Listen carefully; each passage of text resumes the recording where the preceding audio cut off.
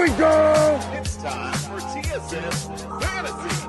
Who day, and I am just excited. I'm excited to sit here. Y'all can't see all my Saints fans. He showed you a Hall of Fame quarterback that he can get back to when he was a number 4 overall pick.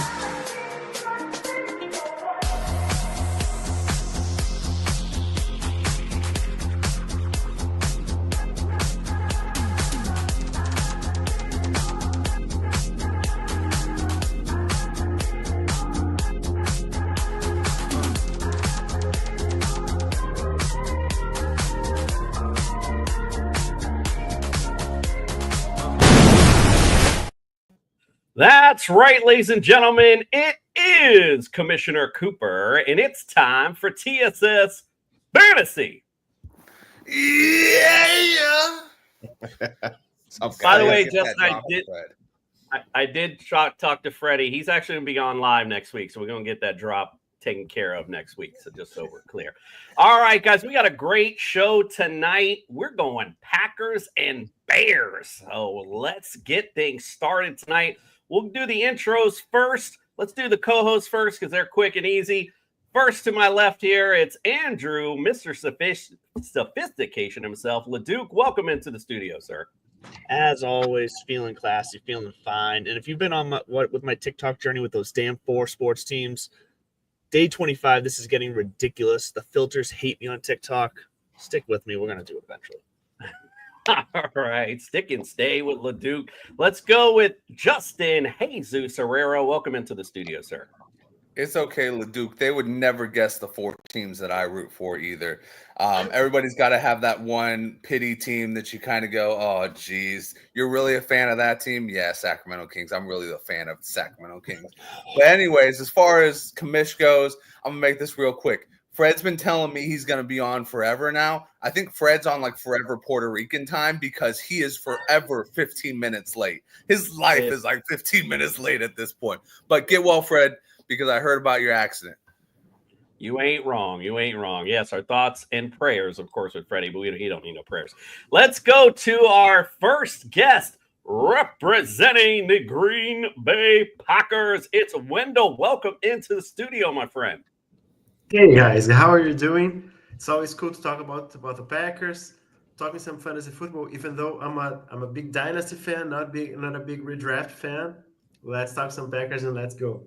Oh, we love it. We mix it in, so we're good either way. We like the dynasty aspect. We love the redraft aspect. So please bring it. I love it. Let's welcome in longtime contributor to this show. Now he's Mr. Hollywood of Barstool Sports. It's Mikey Betts. Welcome into the studio, sir. What's up, guys? I'm glad to be back. I'm glad to see Justin. Glad to see Commissioner Andrew. Glad to see you for the first time. Not so glad to see Wendell, but that's okay. Go Bears, and we'll figure it out. Let me show you how Hollywood Mikey is. We didn't even start, and we got shit in here. Mikey Betts, boys, rise up. Another one. Jacob Boyko saw that Mikey Betts was going to be here, so I had to slide, but excited for the show as well. Bear down. All right. Alex and Jacob, thank you guys so much. We appreciate you. Before we get started tonight, we'll play the Bills real quick. Don't forget, if you're watching on YouTube, do us a solid, hit subscribe, give us a like, notification bell, all that good stuff. Throw your comments in like our boys did just then. Little things stopping you from doing it. Big things popping for us when you do. So we appreciate you. Also, don't forget, if you're looking for some championship bling, look no further than Pro-Am Belts. They got everything you can want and need for your fantasy champion. Lots of great stuff there. Also, Ultra GM. Look out for them as well. We're going to have that promo code up soon, so I don't want to talk about them too much. And then, of course, Fast Draft app. Make sure you use the promo code TSS. Got a lot of great stuff going on. Justin, they still doing that one thing that they were doing before? I'm sorry, I haven't been keeping up. It's not Fast Draft Friday, but guys, go type in TSS Fantasy. I'm sorry, just TSS, and you get up to $50 matched. It's a great site. It has some cool, innovative stuff. They give you a whole rostership breakdown while you're drafting, so you don't have to wait till you post-draft to be like, oh, I've been getting heavy on Matthew Golden. They'll tell you what you've been doing in the past, and they will also give you a stack warning. So if you're in that stack category, it gives you stack percentages. So if you're doing Caleb Williams and DJ Moore, it says, hey, man, you've been doing this a lot. You've been doing 50% of your drafts with Caleb Williams, DJ Moore. Maybe that's something you like. Maybe you want to change it up, but they give you the information regardless. Go type in TSS and get your $50 match today, man. This is why Justin gets paid the big bucks. He does the homework. He is on it. All right. Well, pack it up, pack it in. Let us begin. I was going to say, take note, Dave Portnoy. Take note. I'm ready. I'm available, my friend. Love that. Love that. I'm Get sure the name right. I'm sure he's not watching. Yeah, definitely. Anyway. Next time I would say get the name right, but hey, I'm not going to say that. Portnoy. All right. All right. Let's get started. We got free agency to talk about. We got the draft to talk about. So sit back, relax, and let's get on the summer rewind.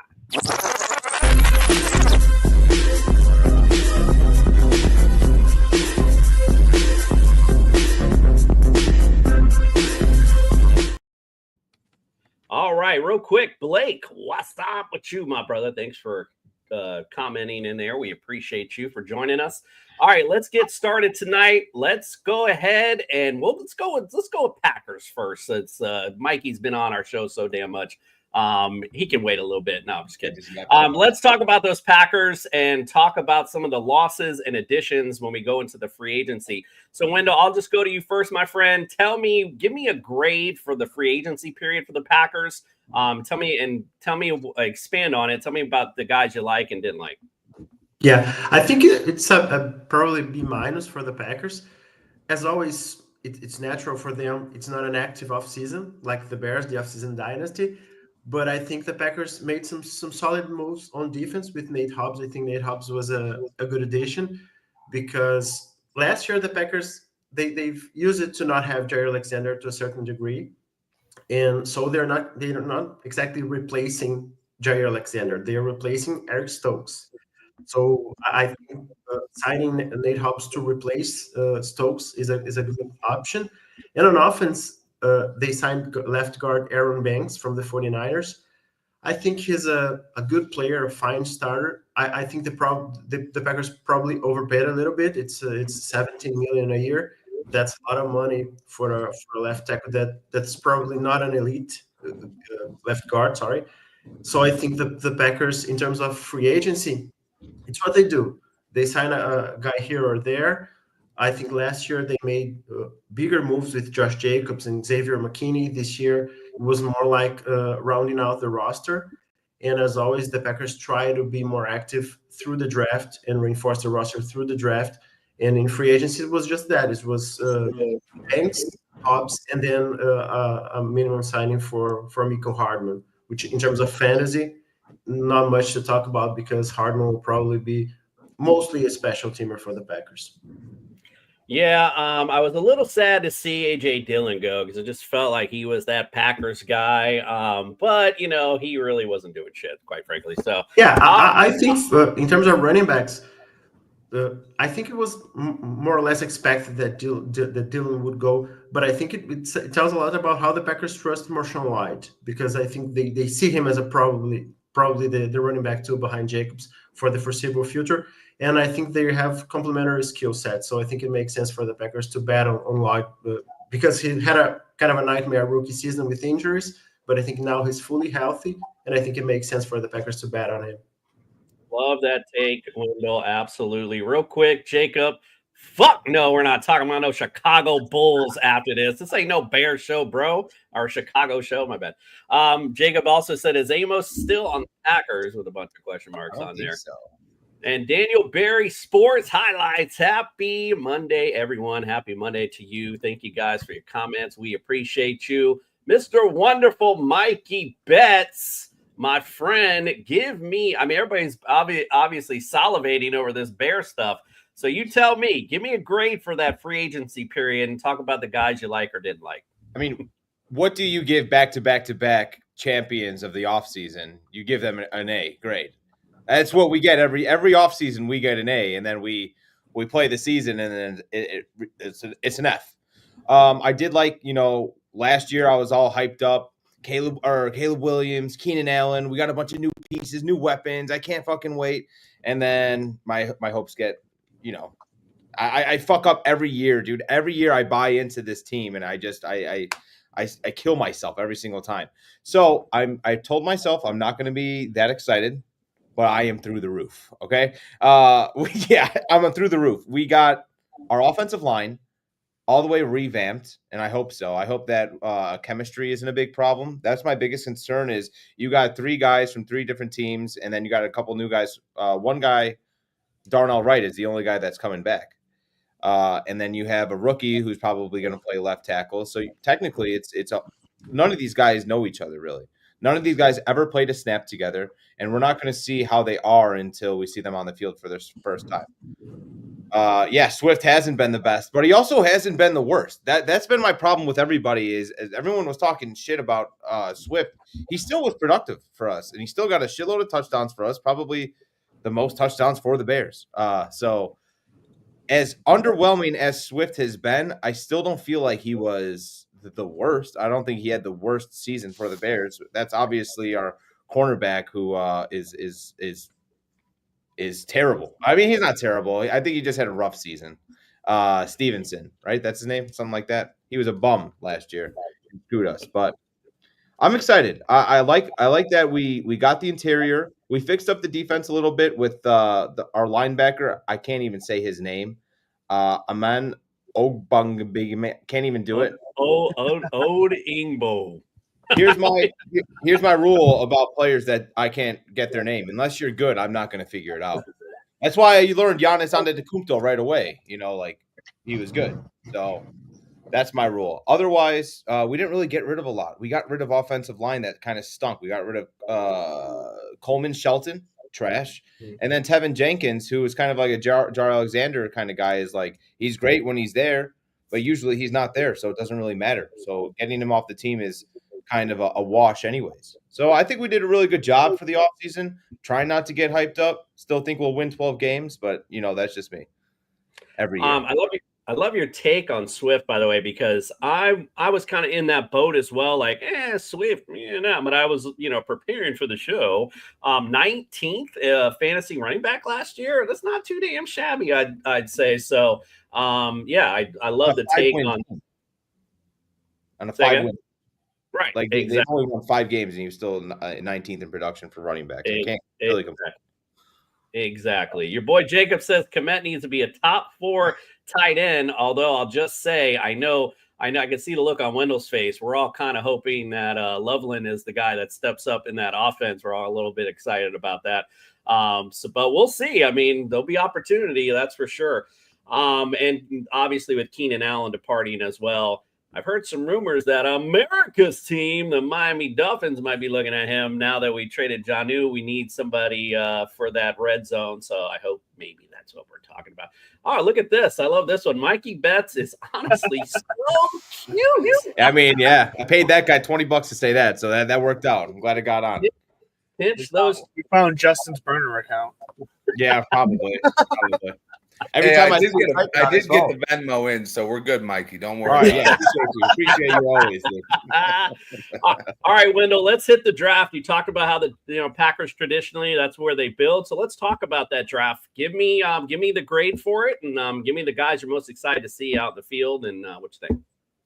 Yeah, I think overall it was a great draft. I think the only pick that I probably didn't like that much was Anthony Belton in the second round because was probably some sort of reach, but for the most part, I think the Packers did a good job. Matthew Golden is I didn't expect the Packers to take Golden because he's the type of player that you watch the film, you like, and then you think, yeah, the Packers are probably not going to take this type of guy. And I thought the same thing about Jaden Reed, actually, 2 years ago, because the Packers like those big guys, those athletic players, and Golden is athletic, but he's not exactly a big-bodied receiver. So that surprised me a little bit when the Packers had those options on the board. I think maybe the receiver the Bears got, Burton, I think was more likely for the Packers to take him. But Golden is a great receiver. I think he has strong hands. That's something that Brian Gutekunst said after the draft. We needed strong receivers with stronger hands, and he's that type of guy. My question now for the Packers for this season is how they'll play Golden and Reed at the same time. Because last year, Reed played barely 50% of the snaps because he doesn't block. So when the Packers go to 21 or 12 personnel, Reed generally goes off the field. Now, Golden is that shorter receiver too.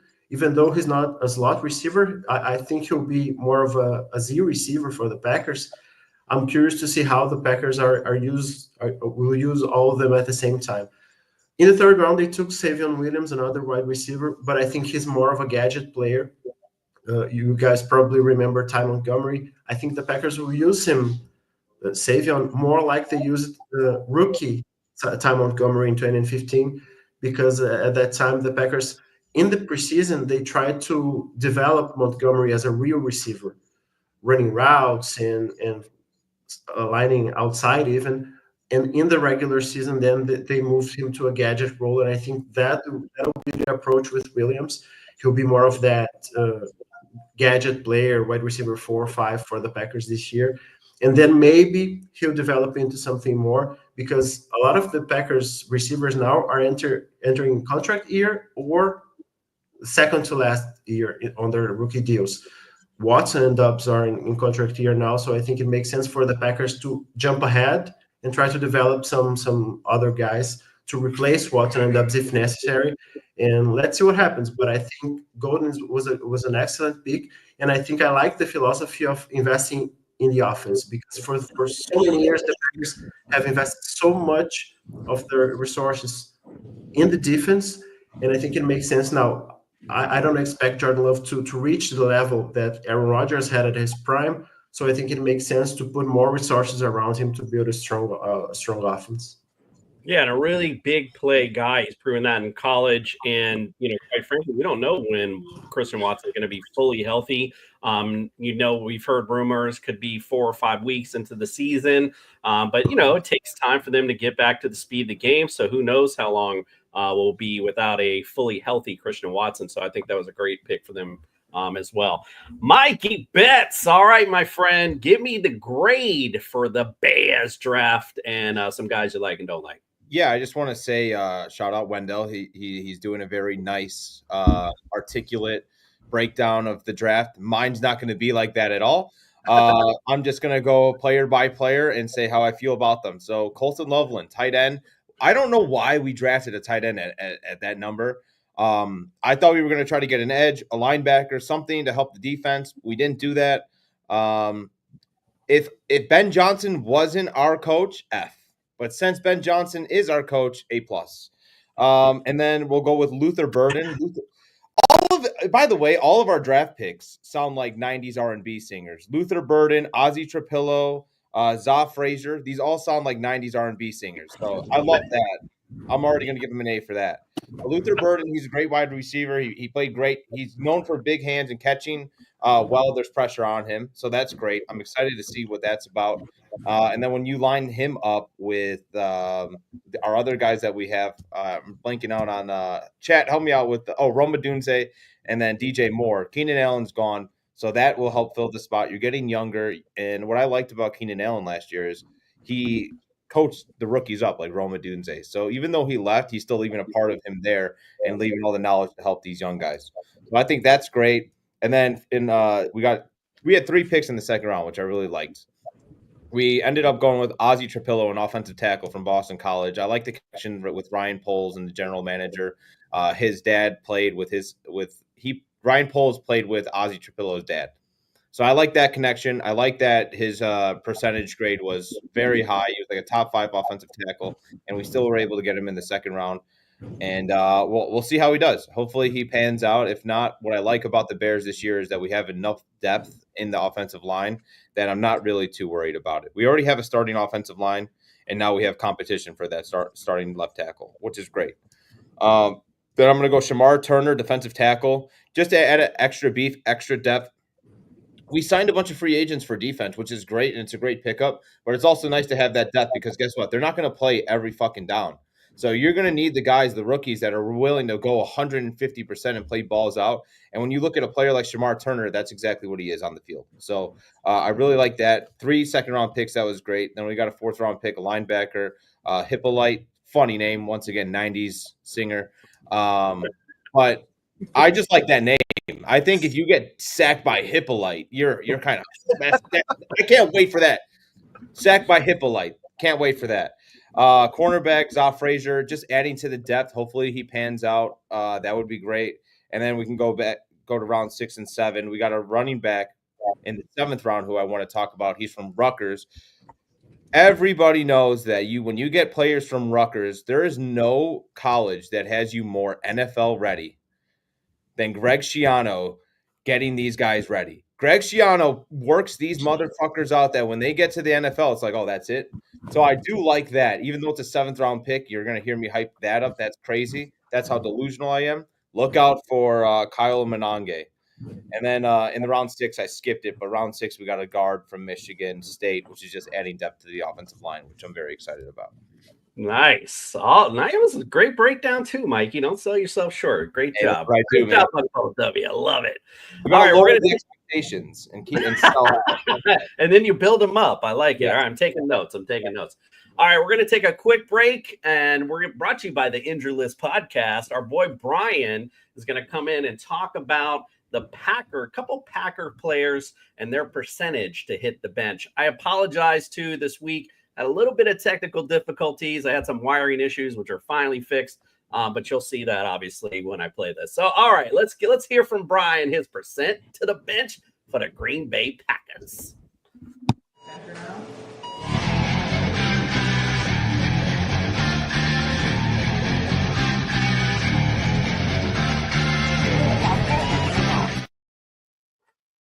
The percent to the bench gets cheesy tonight with the Green Bay Packers. Brian Scott from the Injury List podcast. What we got tonight for the percent to the bench for the Packers. What up? We started out with Christian Watson. You guys might remember that name. He's been on the injured list multiple times over the last few seasons, and it culminated in a torn right ACL in Week 18. That was like January versus the Bears. He underwent season-ending surgery, was placed on IR. Head coach LaFleur says that he's ahead of schedule. Whatever that means coming from the coach. Likelihood is he's going to start on PUP. I don't expect to see him till at least probably a quarter of the way into the season at the earliest. That's my best guess. Let's not forget, he's older. He's had a lot of hamstring injuries and other issues that could prolong his recovery here. I don't think we're going to see him at all in camp for sure. We're looking at a mid-season to quarter of the season comeback. 25% chance to the bench, and that's being very generous. I could have gone a lot higher. Next up, we got Marshawn Lloyd, a running back. You know, his rookie year was derailed by multiple injuries. He had a hip injury in camp, then dealt with a hamstring injury in the preseason opener, ankle injury during the regular season.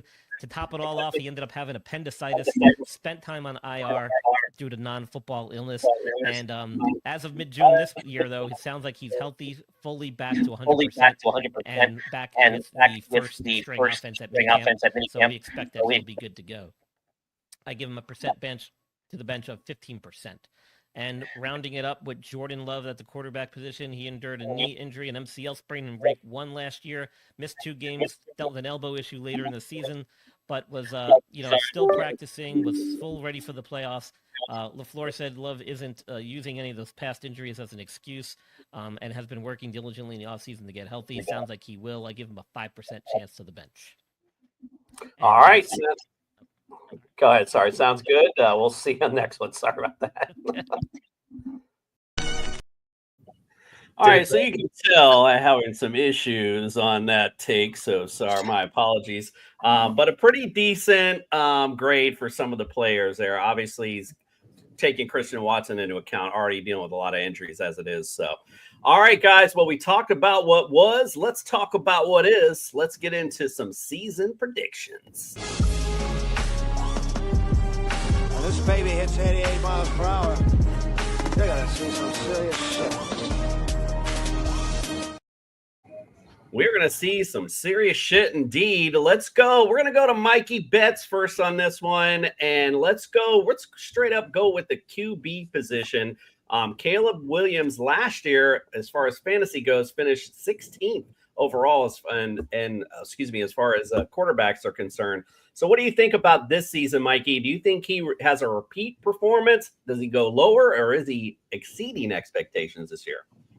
Well, what I'll say is if he's worse than what he was last year, then we're going to have a problem, because we just upgraded the offensive line, and I can give him the pass for having that offensive line. I can give him the pass because let me ask you guys this. Can you guys name one offensive lineman that was on the Chicago Bears last year? Nope. No, but it's hard for me to name my team. So Larry Borum. He will Larry not. Borum was left tackle for your safety. It is bad day for the Dolphins. Bad year. I don't know what to say about the Dolphins, but Caleb Williams, he's got. It's. I hate to say this, your second year in the NFL, and I hate that we're in this era of time where everything is instant gratification, and if he's not good in 3 years, let's just toss him to the sideline. That's what I am jealous about, like the Packers doing. They stick with their quarterbacks, they grow them, and even though Jordan Love stinks, they're still going to grow him and make sure that he's trying to be the best that he can be. They're going to give him so many chances. I actually hope the Packers give him 35 chances, and I hope he stinks. But that being said, the Bears need to make sure that he is developing well in the second year. So all I can really ask for this year is development, be better than you were last year, and see where we go. I'm not looking to win the Super Bowl. I'm fingers crossed for playoffs. And if not, as long as Caleb does good and the team around them shows some growth, then I could be happy. All right, LeDuc, his current ADP is 12th. So I think the ADP is kind of agreeing with Mikey, doing a little better than he did last season. Do you think that's accurate? Should be higher or lower, or right where he needs to be? I think the ADP should be a little bit lower. And I said this last week or the week before, whatever it was, that I like Caleb Williams to stay where he is, or even maybe take a very slight step back. I know he's got a better offensive line now. That was a big problem for last year, but one of his strengths is getting stuff done on the run, kind of making things happen on the fly and getting creative there. The best thing he does have going for him out of last year is only 6 interceptions. Holding on to that ball and protecting it is going to go a long way for this Bears offense as they kind of transition here. But I do think that he needs a little bit more help. I think DJ Moore, we just know what he is at this point, and I think if Caleb Williams struggles out the gate to kind of get rolling and not to DJ Moore's liking as far as his pace to get there, I think we're going to see some rebellion, and I'm not sure there's enough fallback behind DJ Moore at this point that makes me feel comfortable taking Williams at 12. It's a high risk, potential high reward. I don't like to play that type of game with my quarterbacks. I just want to say real quick, I disagree with everything that he said, and I don't like Andrew anymore. All right, that's it. Fine. That's fine. Most people don't like me. It's all good. All right, so it's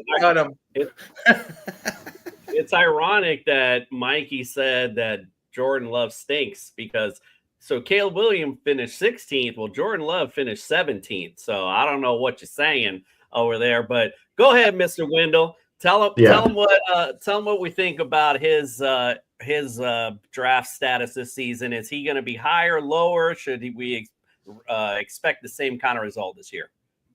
Yeah, I think last year was kind of a nightmare season for Love in terms of he got injured in week 1 here in Brazil, and then he kind of battled through injury throughout the entire season, right? So, and I think it affected him in multiple ways, especially for fantasy purposes, because we know for quarterbacks how much running is important and impactful.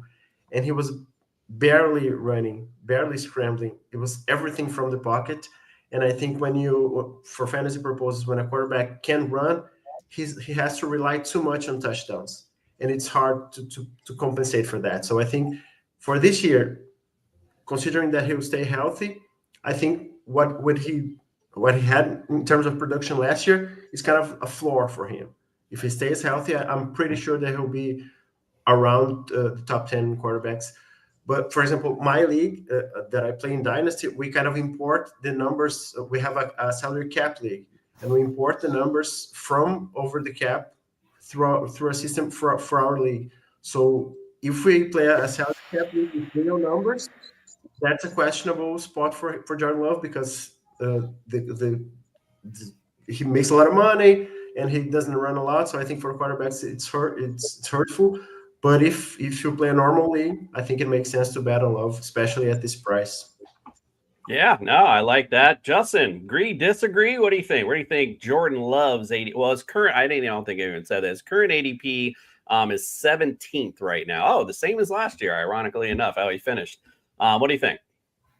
Yeah, I think that's perfect for him. I mean, I think that with Jordan Love, your biggest issue is that he's a wild boy, just like Brett Favre was. He throws a lot of picks. And, unfortunately, he doesn't really have anybody who's like a ball dominant receiver right now.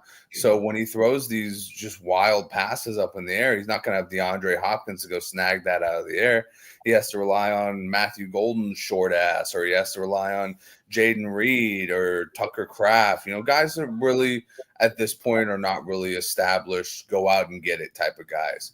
So I think for Jordan Love, and it's going to be more of an offensive philosophy, I think they need to get more into the check down, take what you can get type of mode. And until then, he's going to be where he's going to be, and that's going to be the bottom 15 of quarterbacks for fantasy.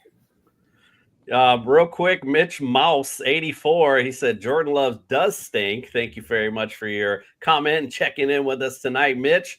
And then Alex said Jordan Love is just the NFC North Dak Prescott. Is that supposed to be bad? Yes, really? That is supposed to be bad. Yeah, that's a really good quarterback. Come on, that's pretty good. Yeah. That's not too shabby. I don't know. Dak's not too bad. All right. Oh, and by the way, Window, you're in Brazil. That's where you're coming from. You're that's 10:30. That's crazy ironic because Brazilian's one of my top searches on Pornhub, believe it or not. All right, let's go next to Mikey Betts. Or no, Mikey Betts. Let's go back to you. Let's talk about the running back. He brought up Swift earlier. He last year, like I said, he finished 19th overall.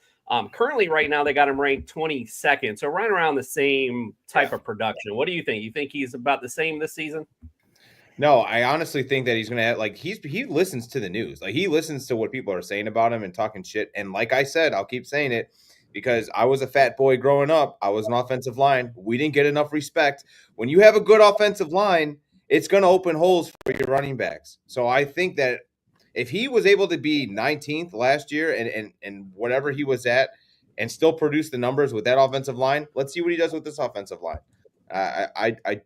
I'm hopeful for Swift this year. No, I like anybody behind him. Mitch says he goes to Bears offense, starts to use him right instead of the running behind the tackle. So, which makes a lot of sense. Make some holes for him and let him fly. I like that. LeDuc, what do you think? Current ADP, right around the same, or should he be higher or lower? What do you think? No, Swift scares me. I need Swift to get involved in the passing game to really hit his value for me. So that's other than that, this is going to be the Caleb Williams show if they can get anything going on offense. And DeAndre Swift is just he's got to be lower for me. Yeah, I mean, a lot of people are always nervous about Swift. He's always had that injury risk, I guess, around him, but he always has big playability. So he's one of those big risk, a lot of reward player if he hits right. So I like what Mikey's saying. If that line is improved this season, start making holes for him, you could see a big jump, him surpassing that current ADP. I do like that. All right, Mr. Wendell. Josh Jacobs, we finished 5th last year. Current ADP has got him ranked 7th. Great season for Josh Jacobs last season. What do you think? About the same expectations? Is he lower? Does he go the number 1 RB? Can't go much higher than 5th. What do you think? Oh, I think he had an amazing season, but I think in terms of volume, it was a special season because first Love was hurt. They had those Malik Willis game where the Packers basically run all those 2 games against the Colts and Titans. So I think for the most part, it's possible that the volume will be lower. Last year, the Packers ran more than threw for the first time since 2003. So you can imagine how an outlier of a season that was for the Packers. So in terms of volume, I would expect Jacobs probably to regress a little bit, but I think he can be better in terms of efficiency because Aaron Jones was more efficient than Jacobs was last year for the Packers. Aaron Jones had been for many years one of the most efficient running backs in football. And I think Jacobs can be that because the Packers reinforced the interior of the offensive line. They signed Banks.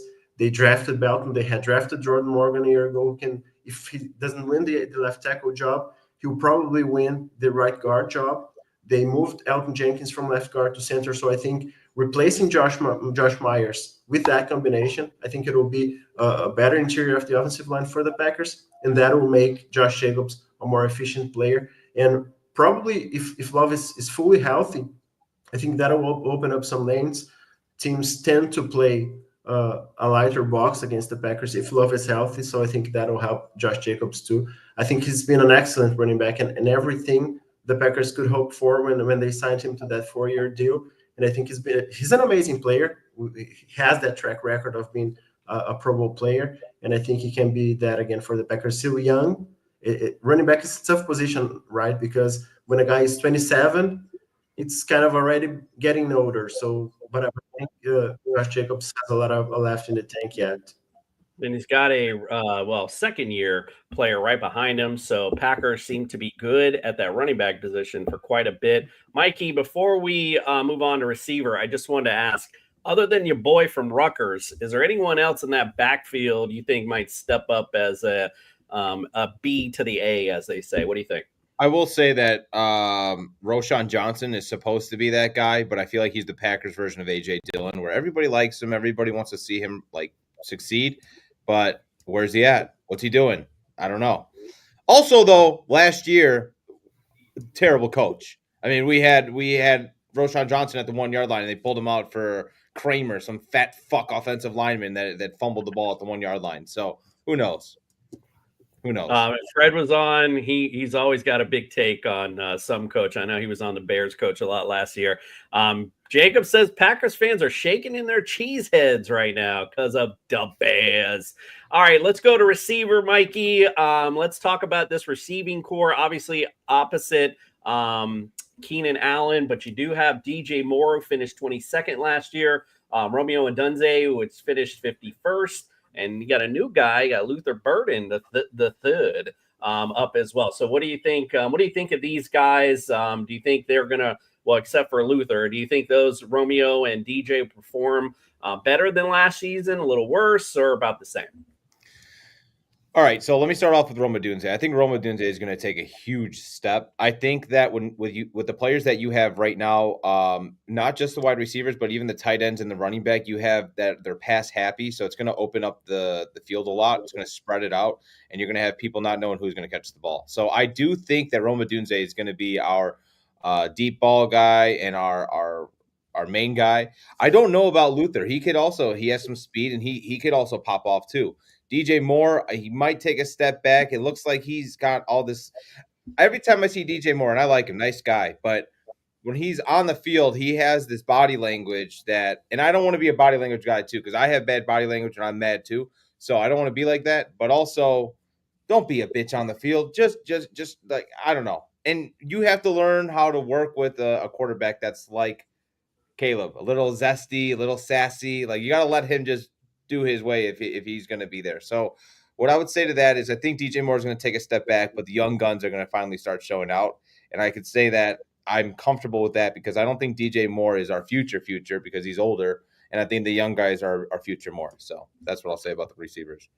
I can see a world where DJ Moore is going to step up this season, knowing all the hates out there. And, we've all saw the clip of him last year, basically walking off the field, it looked like. So, I think he's got a little something to prove this year. I know my son will like that. We were at the Scott Fishbowl live draft last year, and I took him with me. And, it was about the first round or not the first one, whatever round it was, he kept telling me, go DJ Moore. I was like, nah. And then I guess 2 rounds later, he's still there. And I was like, all right, who do we go? And my son stands up, like literally he goes, give me more. I love that, dude. I was like, bro, all right, remember this shit right here. All right. So anyway, I know my son will be excited. DJ Moore steps up a little this year. All right, Mr. Wendell. Jaden Reed, Matthew Golden, Romeo Doubs, and we got Christian Watson, of course, in that mix, but that'll be a little bit later on. So we'll kind of just discount him for right now because it's going to be hard for him to surpass anything he did last year. But Jayden Reed finished 21st last year. Matthew Golden obviously finished with college, and Romeo Doubs finished 57th last year. So what do you think as far as these receivers' productivity? Are they going to be about the same, worse, or better? Yeah, I think it's so hard to project because the Packers have 4 targets, and then we'll talk about the tight ends later, but you add Tucker Kraft and Luke Musgrave to the mix. You add Josh Jacobs, and the volume that the Packers had in the run game is so hard to project.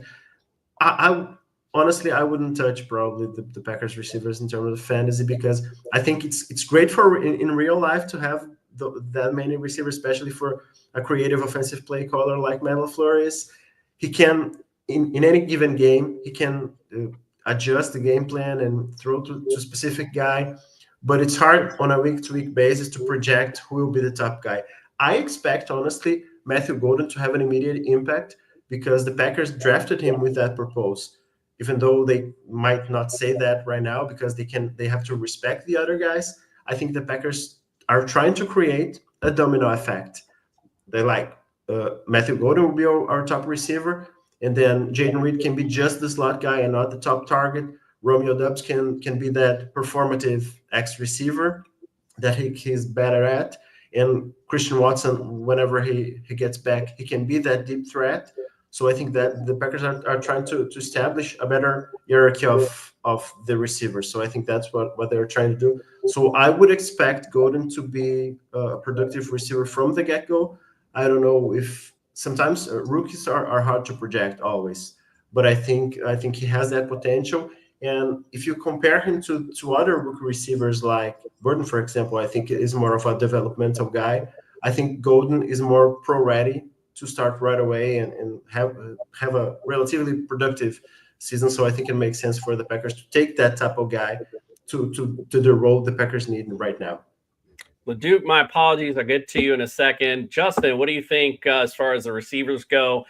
Current ADPs right now got Jayden Reed 21st, Matthew Golden 57th, and Romeo Doubs 60. What do you think of those ADPs? Are they above, below, or average? What do you think? Yeah, I want no part of the Packers receiving corps. The only person I want is Tucker Kraft. And that's just because the simple fact of what I said before. I actually think Josh Jacobs is the best player you can get from the Packers, to be honest with you. Because last year, he was actually used better as a receiver than he had been used before. He broke 13 tackles. He averaged 11 yards per catch, and he had his first fucking touchdown ever as a receiver. But yeah, if you're asking me about the receivers for Green Bay, I find myself even passing on Jayden Reed right now. I think Matthew Golden has some opportunity there, especially with Jordan Love wanting to stretch the field. But until I see it, I just don't think I can believe it with that guy. And then obviously with the Bears, I don't know if you want to hear about Bears take, but I was going to go take is DJ Moore had 140 targets. Respect that man's motherfucking game. And I don't care what you say about body language. That man was on a sinking ship from day one last year. Yeah. Of course that man was pissed off. Yeah. He was ready to throw the coach overboard. That's how bad it was with him. And they were just trying to get him in any situation to touch the ball. You don't have a guy like that and just go the next year go like, oh yeah, not gonna use you. Yeah. 100%. Don't worry, LeDuc. I'll get you for the tight end. Sorry about that. So yeah, just my quick thought on the Packers. I feel like looking at these ADPs and stuff, I feel like Matthew Golden could be one of those late round awesome gets that you get. You know what I mean? If you see him later on and you're looking for that third, fourth receiver, I definitely would take a stab, especially later in rounds, because he is a big play guy. That's what we like in fantasy. So that would be somebody I'd be looking to grab. I do agree with you guys that it is hard to tell who amongst this group is going to step up. But Jayden Reed, I think, proved a lot last season. He's a big playmaker as well. So, I mean, I'm not going to be sad if I got Jayden Reed on my team either. All right, let's go to the tight end position. All right, so here's the big question of the night, right? So, Mikey, you got Cole Kmet. Last year, he finished 18th overall. Not too shabby with all the tight ends. And you got Colston Loveland, obviously, who hasn't just drafted and hasn't played. So what do you think? Who's going to be the guy to step up? And do you think, who's going to outperform who, I guess, in this one? You know what? I'll say this. I'm glad that I didn't do last year's show because I would have gotten every single pick that I would, I used to give out the picks and I would do pretty solid, right? I would have done terrible because I took over 24.5 yards every motherfucking week for Cole Kmet. And I think it only hit twice. It only hit like 2 times, 3 times. It was insane. And I was like, no. This week I'll bet the under. I was like, well, but it's 24.5 yards. So I'm going to say Loveland. I'm going to say Loveland out of spite because Kmet pissed me the fuck off last year. He lost me so much money that I'm going to openly root for Loveland, and let's hope that he's our number 1 guy consistently. The reality is, though, Ben Johnson likes his 2 tight end package, so let's see if we can get the 2 tight ends out on there, and whoever catches the ball, and hopefully the overs hit this year instead. So that's where I look at it. Yeah. Leduc, current ADP's got Kmet at 26, Loveland at 16. What do you think? Yeah, I'm fine with those ADPs with the uncertainty around here. What also makes me nervous about Kmet is that, like you said, Mike, I do like the 2 tight end sets that we're going to probably see it because availability is the best ability. We all know that. He's going to be on the field. That's great. But if they're going to choose to prove me wrong and make DeAndre Swift very viable in fantasy this year, if that's going to happen, they need to run him more outside. That means Kmet's going to be moving probably a lot more around the edges as a blocker, leading the way, stuff like that, where it's going to take him out of route running and into more of a very functional aspect of this offense. But I'm worried that Loveland's going to become that main pass catcher, but because of the uncertainty that with the chemistry, obviously we see chemistry is important when it comes to Caleb Williams. There's a lot of uncertainty there that I think there's a better value elsewhere at tight end position. I will also say we are sleeping on a Bears tight end named Durham Smythe. Yes, one of the greatest greater blocking tight ends in the league right now. So hopefully, when you see him in there, we're running with DeAndre Swift. That'll help a lot.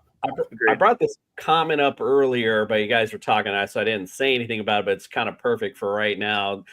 Jacob said, we only wish for Gronk and Hernandez come up. And then Alex Flores says, he says, great point. Hernandez was a beast on and off the field. I will say, if one of them have to be Hernandez, I hope it's Kmet. All right, let's just say that. Heard that. Ben Johnson, I trust, baby, says Alex. Absolutely. Shout out. All right, Wendell, let's go. Your tight end position is a little more clear. We got a clear front runner with Tucker Kraft, finished last year at 7th. His current ADP right now is number 9. What do you think? Is he perform about that or better or worse? I'm going to say that I'm not a homer in fantasy football, and Tucker Kraft is on my team because I love him. I think he's a great player. And he's the type of player, and I think that's the main difference between him and Musgrave. It's because Kraft is the type of player that LaFleur will love. He can not love a guy like that because he's a willing blocker and a good blocker. I'm not saying he's George Kittle, but his style of play reminds me of early career George Kittle because he can block. He gets a lot of yards after the catch. He's a great receiver. He's good running routes. He breaks tackles. So, I think Tucker Kraft I think he has the potential to be a top 5 tight end in the entire NFL. I think he's an amazing young player. I would say the Packers will probably try to re-sign him to give him an extension next offseason because now it's his 3rd season. He'll be extension eligible next offseason. So I think, Kraft is probably, I would say, you guys said Josh Jacobs. I think Tucker Kraft is actually the better, the best backer for fantasy purposes. And I think he's one of the best weapons for Jordan Love this season. He's so reliable. The Packers had so many problems with drops last year because the receivers were dropping all the time. Kraft is the opposite of that. He's super reliable and super effective at the same time. So I think Kraft is a great value. And especially for salary cap leagues, because he's also cheap right now. So I think it makes a lot of sense to bet on Kraft having a big role for the Packers. But I'll also say this: Musgrave spent a lot of time on injured reserve last season, and now I don't think he'll take too many snaps of Kraft. But I think the Packers have shown during the offseason program that they will run more two tight end sets. I think it's hard to project because last season they run 5% of the offensive plays with 12 personnel, and I think this year maybe to go to 8-10%. So I think Musgrave can be a bigger part of the offense than he was last year. And he's a fine receiver, not as good of a blocker as Kraft is, but he's a good receiver, especially with Watson out. I think Musgrave can replace kind of that production deep down the field, because that was what Musgrave was as a rookie. That deep threat, they can stretch through the middle of the field, those seam routes with Love, and I think they had a good connection there. So I think it makes sense to maybe Kraft will be the starter, the main tight end, but I think Musgrave can have an offensive role to a decent degree. Or I know a certain AFC East team who's in need of a tight end. So I'm just saying, I mean, it wouldn't be cheap, I think. I think it's not impossible, but I think it wouldn't be so cheap. Yeah, definitely not. All right, Leduc, what do you think? Are you okay over there? What do you think about Tucker Kraft and all his good stuff? Did I already ask you that? No, you didn't. But sorry, between my work computer taking off and the TikTok chat, sorry, I was a little preoccupied there. No, you asked me about the Bears though. Yeah. So what do you think about Tucker Kraft? He's so right Tucker now. Go ahead. Okay, I'll say Tucker Kraft. I always liked as a receiver. I mean, there's no denying what he is. We've seen this in the past with Packers tight ends though, with that one kind of really flash season. Then they kind of cycle through what they're doing with their offense, and they get one season of healthy receivers, and it's going to kind of spell some downfall for Kraft. But I like Kraft in the tight end landscape because I think there's still a lot of unknowns in this wide receiver room. And Tucker Kraft is going to be an established safety net, I think, for Love, at least for the first half of the season, unless we see Matthew Golden step up and some of these guys stay healthy, then he might fade. But at least to start the season, Tucker Kraft should easily hit your value. Yeah. He's not that flashy name that, calls out at you as while you're doing the draft, but certainly could be a guy as you fill your roster up and you're in need of a tight end. If he's on the board, that's definitely a good guy to grab. Faux show. All right. Before we get to the fun, we got one more percent to the bench brought to you by the Injured List podcast. And he's talking about the Bears. Let's check it out.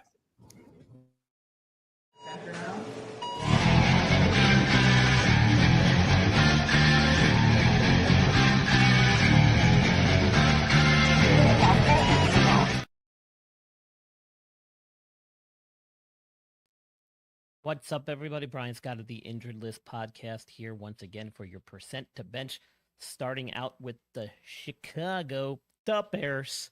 First up, Colston Loveland, tight end. He underwent shoulder surgery January 2025 to repair a torn labrum and reconstruct his AC joint. He's in 3 months now into his 6-month recovery plan and progressing well. He's had some reports that's showing a full range of motion. He's been catching passes, doing some non-contact running. He was seen in uniform at practice, and the team's holding off at contact drills, which is expected. But they do expect him to be ready for training camp in July with the chance to participate fully at that time. And sounds like he's on track. So we're going to give him a 20% score to the bench. AC joints injury and subsequent surgery is not guaranteed, folks. Those could be easily re-injured and have a high failure rate, as we've talked about in years past. Moving along, we got Luther Burden III. He's a wide receiver. He missed voluntary OTAs and minicamp due to an undisclosed soft tissue injury. As of mid-June, he was still sidelined, and there's been no official return date, but the aim apparently is to have him back in late July. That would be about 10 to 11 weeks worth of rehab for whatever this soft tissue injury is, even though they haven't said. Coach Ben Johnson emphasized that missing the reps is concerning for his development, but he remains confident that he'll make a full recovery. And the timeline suggests that he should be cleared in time to participate in training camp and preseason. We're giving him a 20% score to the bench, just mostly due to the lack of clarity regarding the exact injury here.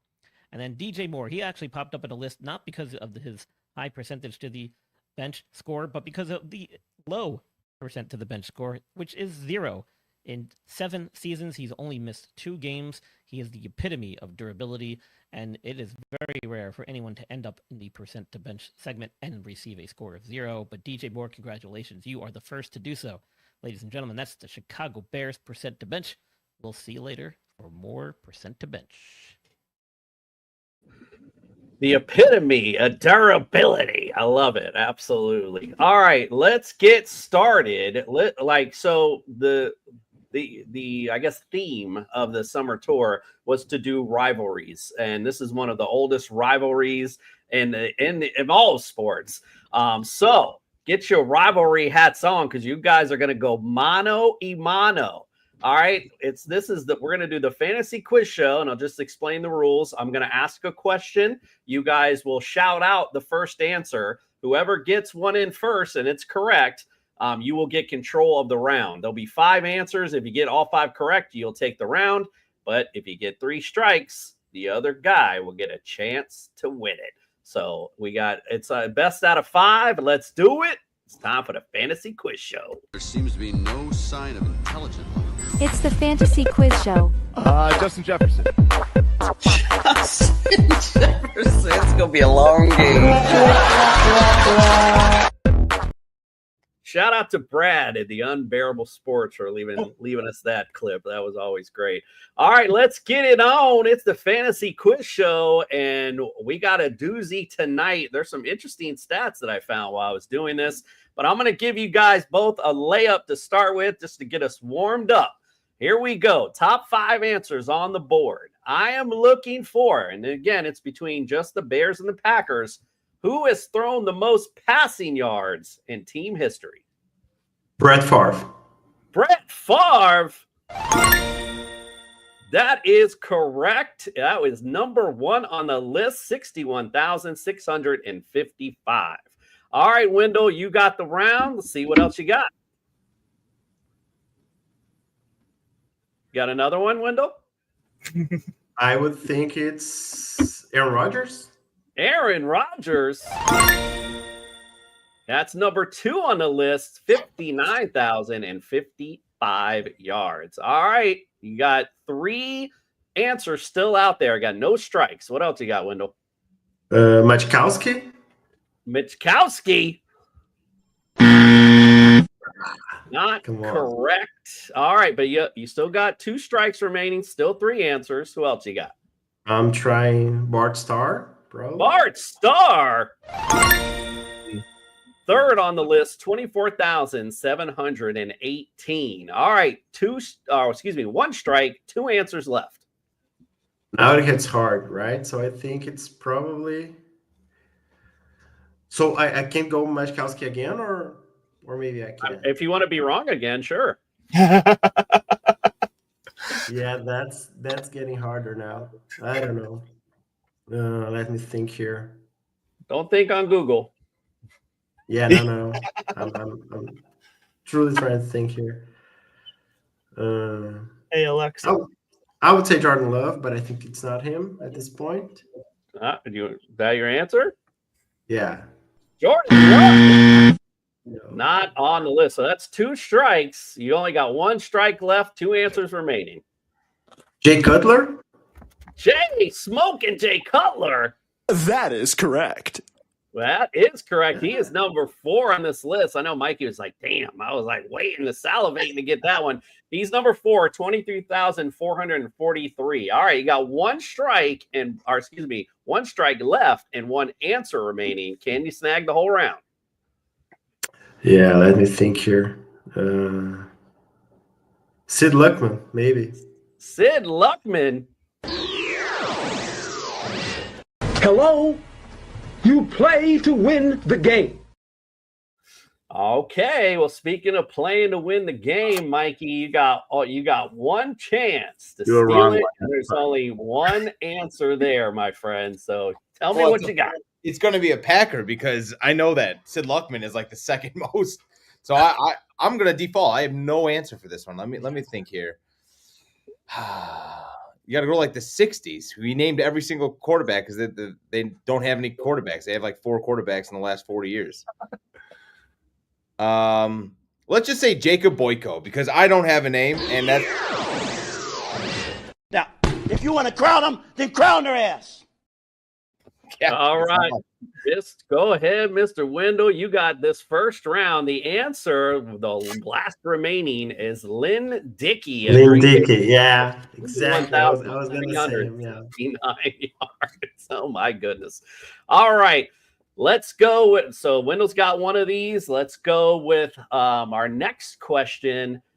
Again, top 5 answers on the board. And again, between both teams, I'm looking for the player that has the most receiving yards. Donald Driver. I heard, what do you, Judge, you got to come in because I heard 2 answers and I don't know who was first and couldn't really hear who was right. Come on, Judge, where you at? I heard Wendell say Driver. Yeah. All right. I know Mikey said something. Sorry, Mikey. I couldn't make it out. Brandon Marshall. Oh, okay. Well, you were wrong. Yeah, figures. That is correct. Donald Driver is correct. He's number 1 on this list, 10,137 yards. Okay, Wendell, you got control again. Give me what else you got. I think I have Sterling Sharp for the Packers. Sterling Sharp. Miss him as an announcer. He's number 3 on the list, 8,134. I think I'm going with some older guys here. Maybe James Lofton. I think James Lofton. That is correct. Again, he's number 2 on this list, 9,656. All right, only 2 answers remaining. No strikes. What else you got? Don Hudson, probably the greatest receiver, most underrated receiver in NFL history. That is correct. I can't believe he snagged that one. That was 5th on the list, 7,991. Wow. I'm between Devontae and Jordy because I'm not sure who has more yards, but I think I'm going with Devontae probably. Devonta Adams for the.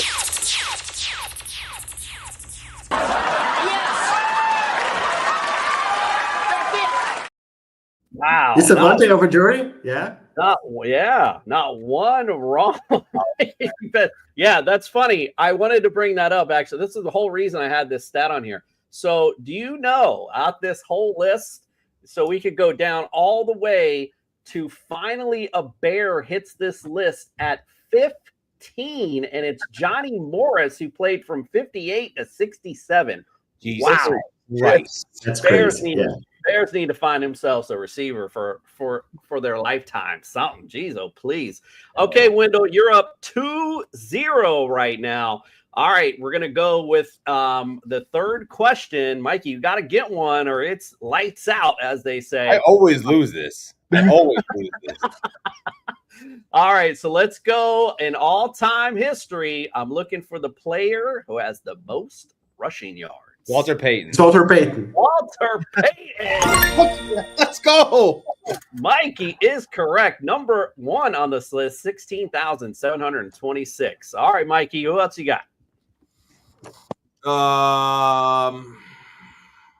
Matt Forte. Matt Forte. Also on this list, number 2, 8,602 all time. All right, so you got 2 right, no strikes. What else you got? Gale Sayers. Gale Sayers.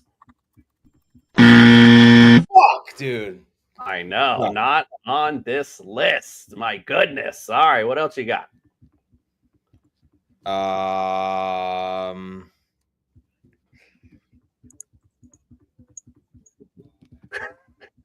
Neil Anderson.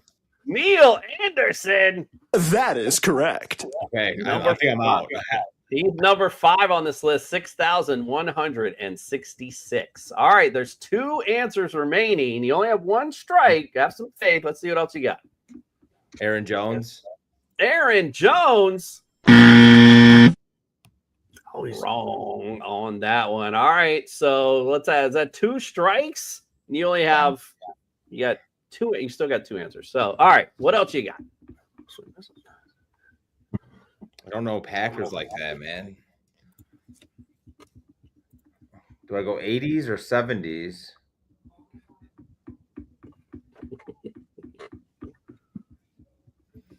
No help from the Jim peanut. Taylor. I would have thought these last 2 were both Packers. I was there with Jim Taylor. Judge. Judge is taking a nap back there. Jim Taylor is on this list, 8,207 yards. So you're only missing number 3, and you got only 1 strike left. 3? So what? Easy one. What did you say? This is an easy one, I think. It's for the Packers, but he's your best Packer of all time for running back. Yeah. Who did you say? I'm sorry, I missed who. Ahman Green. Ahman Green.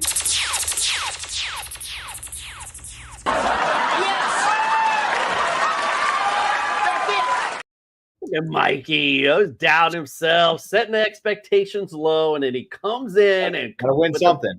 Come back. Love it. All right, it's 2-1 Wendell. Can Mikey bring this to the final round? We will see right now. This is, again, all-time history between both your squads. I'm looking for the players who have scored the most touchdowns. Brett Favre. Brett Favre. Is that passing touchdowns or scored them? So yeah, it would not be passing. Okay, got it. Go ahead, Mikey, you're up. Walter Payton. Walter Payton. All right, we'll take that. Correct. He is number 1 on this list with 125.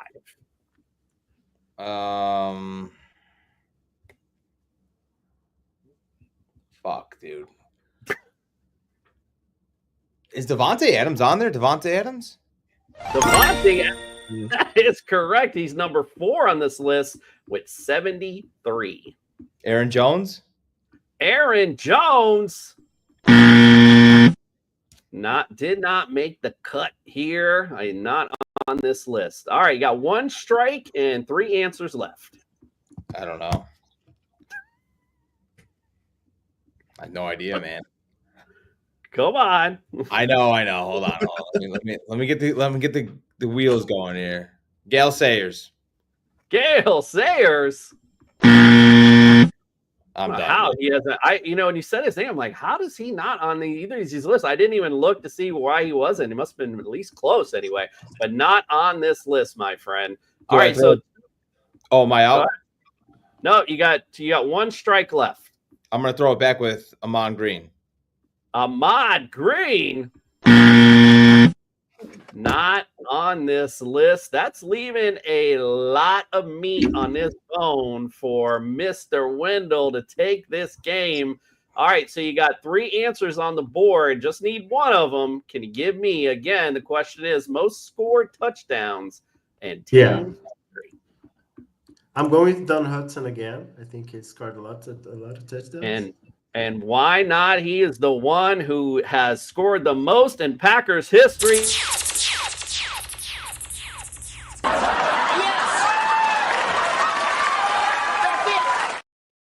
Don Hudson, number 2 on this list, 105. Jim Taylor was next with 91. You said Davante Adams. And at the last, at number 5, Neil Anderson, 71 TDs. Take that Bears fan card and put it in my pocket for right now. Mr. Wendell, congratulations, my friend. You are tonight's winner. The Packers beating the Bears again. Hey, we're 1-0. 1-0 in 2025, buddy. We're 1-0. Mikey knows the drill on this show. He knows when you lose. We got a little something for you. So tonight, Mikey, it's all for you. Play clock at 5. Pass is intercepted at the goal line by Malcolm Butler. Dumbass. Thank these.